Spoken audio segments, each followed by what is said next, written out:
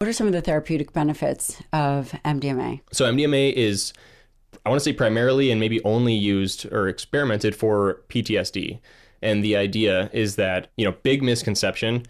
People think, okay, MDMA for PTSD. So if I have PTSD and I take Molly at Lollapalooza or Coachella, I'm going to feel better after, right? But that's a big misconception because MDMA, it's not necessarily that the drug mechanism, what it's doing in the brain is like reversing trauma, right? It's thought that there's two important things, set and setting. The set is sort of like the mindset that you go into the experience with. And this is, by the way, true for like all psychedelics, LSD, psilocybin.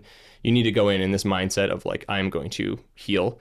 And setting, where you are, what you're doing. What MDMA does is it makes everything euphoric. And if your setting is that you're sitting with a therapist who you trust and who you know, and you are discussing whatever experiences you have been through that have driven that PTSD, you are better able to approach and sort of ruffle through these buried traumatic emotions because they're not painful. And there's a guy in this field named Ben Sessa. He tells this story where him and his buddies were sitting around on Molly and someone says, "Oh, think about your mom dying." And everyone was like, "It's not bad. It's not so bad." And that's kind of a good idea of how to explain it, that you can really do a lot more work therapeutically.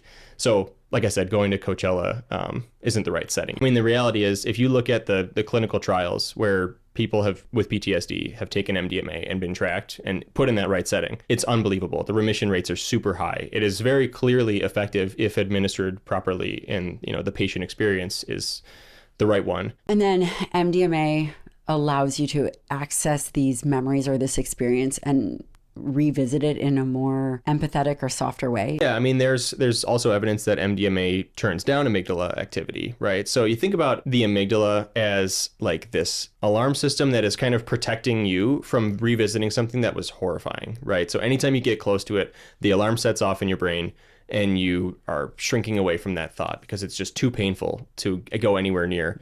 But so with MDMA, if we can apply this sort of euphoric filter over everything and turn down the amygdala activity, you can sort of bypass that barrier. And the alarm might be going off, but it's a much quieter, softer alarm where you can get through it and you can touch the memory and revisit it. And maybe even in doing so, sort of reshape the way your brain holds that memory, I suppose.